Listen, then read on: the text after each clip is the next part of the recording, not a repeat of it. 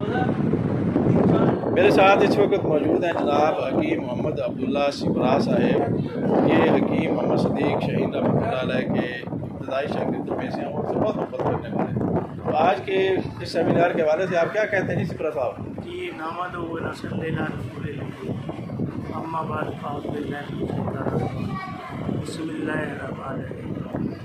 असल बाबा जी को मैं एज ए पेशेंट आया सी 89 में, तो अल्लाह ने शिफा बख्शी। असाफी मरीज़ आया था लेकिन किसी को समझ नहीं आ रही थी। फिर मैंने थोड़ी सी मेरी तालीम की, बाबा जी ने मुझे बड़े पुरखलूस तरीके से देखा और समझाया कि दुनिया किस तरफ जा रही है और ये क्या है। तो उन्होंने जो बात की है वो सच्ची नहीं की। ठीक है जी, मैं एक हफ़्ते में 10 दिन में मैं बिल्कुल एक्टिव हो गया। फिर मुझे इश्तियाक हुआ कि मैं ये इल्म सीखूँ। फिर उन्होंने मुझे हर तहरीक समझाई, एक बुक दे दी। फिर इतना प्यार उनसे मिला कि वो मुझे रात को बुला लेते थे कि मुझे किताब सुनाओ। ठीक है जी, वो तहरीक बताते थे और ये कहते थे तहरीकों पे भी नहीं जाना। बाद दफ़ा दवाई आपको समझ ही नहीं आती, नहीं समझ आती, आप सिर्फ सलाम की दे दो और अल्लाह से दुआ करो और अपनी तशहीर ना करो कि जी मैं फ़लाँ मर्ज़ का मेरे पास इलाज है, ये है वो है। अल्लाह से डर कर करो। ठीक है जी, उन्होंने बेलोस हो के सारी ज़िंदगी इसके लिए वक्त, औलाद को भी इतना नहीं देखते होते थे। वो भी तकरीबन मैं ही उनको सैर कराया करता था बच्चों को, ख़ास तौर पे अबू बकर को। बल्कि बाबा जी को मैं विज़िट पे ले जाता था सैर कराने, लेकिन अंदर से खिला रहता था। एक दफ़ा का जिक्र है कि एक IG आया और वो अब्बास खान उनका नाम था। वो कहते हैं कि जी मेरा नंबर लगा दो। तो मैंने कहा सर आप 72 नंबर पे 72 पे आना है।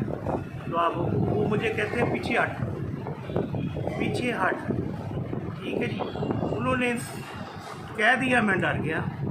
ज़ाहिर वो पूरी कमाल के साथ आया हुए थे। तो बाबा जी ने उसको अंदर बुलाया, कहता ये मेरा बेटा मेरे बेटे जैसा है, जो इसने कह दिया वो अर्फ़याब है। तूने आना है तो अपनी बारी पे आ, ये तो मुझे गोली मार दिया। ठीक है, इतने दिलेर होते माशाअल्लाह।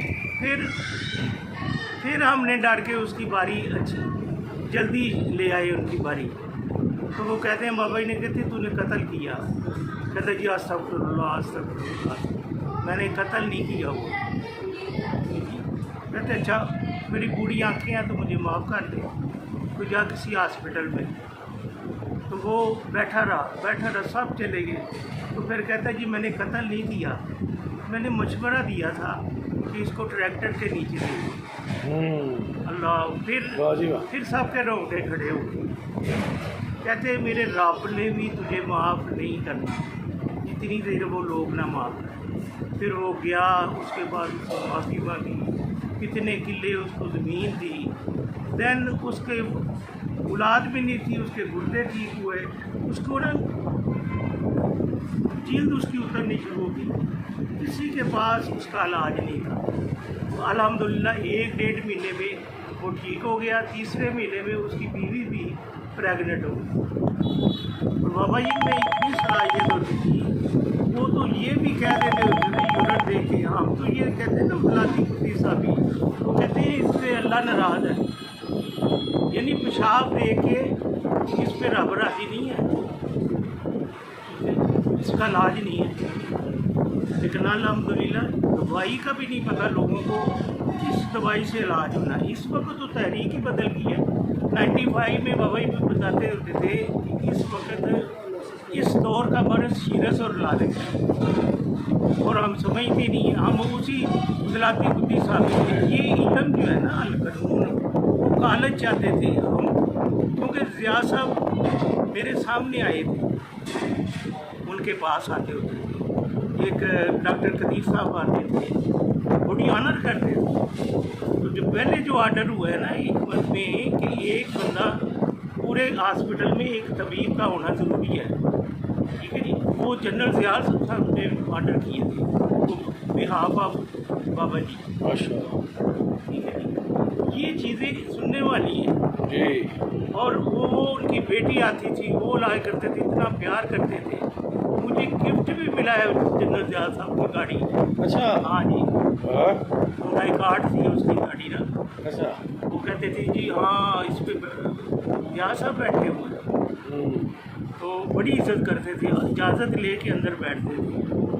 और बाबा जी हर हालत में, अगर अल्लाह ने उनको बहुत ज़्यादा दिया है फिर भी वो वैसे, अगर वो दरमियाने से उन्होंने कभी नहीं दिया। और मेरे से इतना प्यार था कि रात को 3 बजे बुला लेते, सिपरा जाके वो सोए तो नहीं हो। मैं कहा जी हुक्म करे बाबा। तो कहते थे कि जी मुझे भूख लगी हुई है। तो मैंने कहा बाबा जी क्या खाना है? कुर्ती वाले चावल खाने को। तो मेरी मिसेज 1 घंटे में बना के देती थी। सर्दी में मैं 4 बजे उनके पास जाता, उसने कायदा जाके मैंने सुनानी 1-1 घंटा जनाब मैं उनको ये पढ़ के सुना। एक दफ़ा चीफ जस्टिस साहब राशिद अजीज़ साहब बाहर बैठे हुए थे, मैं अंदर बैठा हुआ था। तो मैं उनकी शुक्र दवा जो क्या ना एक जो खाना काबा गए थे ना, वो भी किताब जो है ना वो पढ़ के सुना रहा था, राह निजात। ठीक है जी। कहते जाओ आप ऐसा करो कि उनको बुलाओ, बाजू बैठे हुआ। तो मेरा तारुफ ऐसे कराया कि जैसे मैं उनसे भी बहुत बड़ा, ये हमारे सिपरा साहब है। ठीक है, इतनी तबीब की कदर करते थे बाबा जी। ठीक है, उन्होंने तारुफ हुआ तो जस्टिस साहब ने फरमाया कि सिपरा साहब आपको जब भी काम हो बुला दीजिए मेरे पास आओ। ठीक है, ये ऐसे थे बाबा जी। और माशाल्लाह माशाल्लाह हर वक्त इल्म देते थे, मेरे साथ सफ़र करते थे। मैंने कहा बाबा जी ये गोभी बहुत अच्छी थी, ये तो आपने ये ले ली हाई पे हटिया, तुझे तो पता ही नहीं, ये तो रात को ही लिखा जाता है। रिज़्क एक बंदा जो है ना चने लगाता है उसका बिकता ही नहीं, तो एक वैसे ही है उसके चने ज़ायकेदार भी नहीं होते, तो लोग लेके जा रहे हैं। रिज़्क रुबूबियत है, लालच में नहीं जाता। ठीक है, एक और वाक़या सुना रहा हूँ।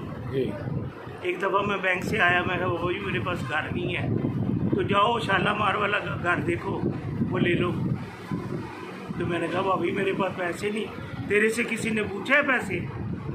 तू चुप करके ले ले, अपने नाम करा। ठीक है, लेकिन मैं फिर इग्नोर किया, मैंने टाल मटोल की। यानी इतने सखी दिल थे।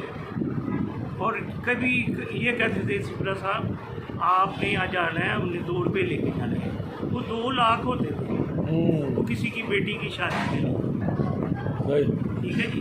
एक दफ़ा नवाज शरीफ का मेरे सामने फ़ोन आया, कलसूम की बड़ी तबीयत खराब है। ठीक है जी, बाबा जी आप तशरीफ ले आए, तो एक दफ़ा नंबर दे गया, मैं तेरा दरबारी नहीं हूँ, तूने आना है तो 1:30 बजे से पहले आ जाए।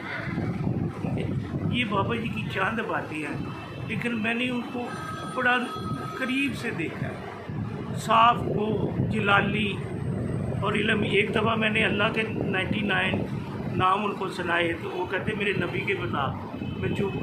उन्होंने एक सांस में पढ़ दिए, पर्शियन, इंग्लिश, अरबी, एनी लैंग्वेज बात नहीं कर सकते। डॉक्टर तो उनके सामने बात ही नहीं कर सकते। ठीक है, चेयरमैन हेल्थ एसोसिएशन डॉक्टर वो शियाज साहब थे उस वक़्त, तो वो आए तो कहते जी रात को आपकी फक्की खाई है ना, तो बड़ा सुकून से सोया हूँ। हाँ, उसको गाली दे के कहते हैं तू आप हमारी फक्की है तो तेरी मेडिसन है। ठीक है, अपनी बीबी को दे। ठीक है, यानी समझा देते थे। अभी हम ये रेशो निकाल रहे हैं, स्टीराइड ये वो। असल में पहले हमारी तहरीक जो है ना ये मजबूत होनी चाहिए।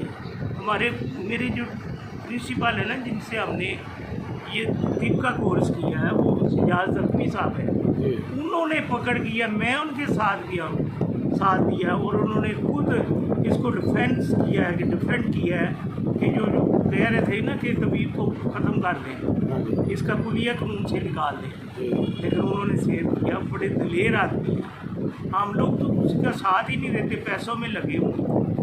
यकीन करें कि मैंने आज तक लालच नहीं किया। अगर 5,000 की अदविया है ना तो 2,000 दे सकता है, मैं ले लेता हूँ। सिर्फ वो बाबा जी की बात, लालची ना हुई, जिधर बैठे उधर से तेरा जनाजा निकले।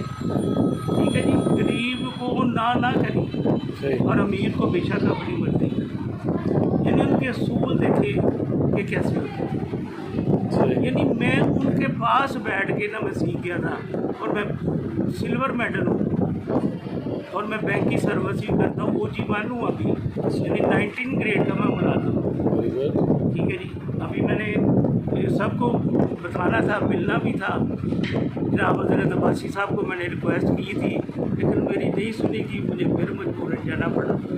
तो अभी उन्होंने बुलाया तो मैंने फिर हाजिर हो गया। अल्लाह ने उनको खुश रखे, अल्लाह ने इंसानी कर खुश रखो। बाकी आज बाबा की रूह खुश हो गई होगी, इतने तबीब आए और दिल लगी से जमी से आए। I am really grateful, thank you so much. जी बहुत शुक्रिया जनाब मोहतरम मोहम्मद अब्दुल्ला सिपरा साहब। आप बुनियादी और पहले शागिर्दों में से हैं कि मोहम्मद सदीक शहीद साहब के। आपने बड़ी मोहब्बत के साथ उनके वाक़यात हमें सुनाए, उनके उसूल कायदे कुलिये सुनाए, और उनके पास आने वाले मरीज जो बड़े बड़े नामवर लोग होते थे वो उनके पास आते थे और फैज़ हासिल करते थे। आपका बहुत शुक्रिया।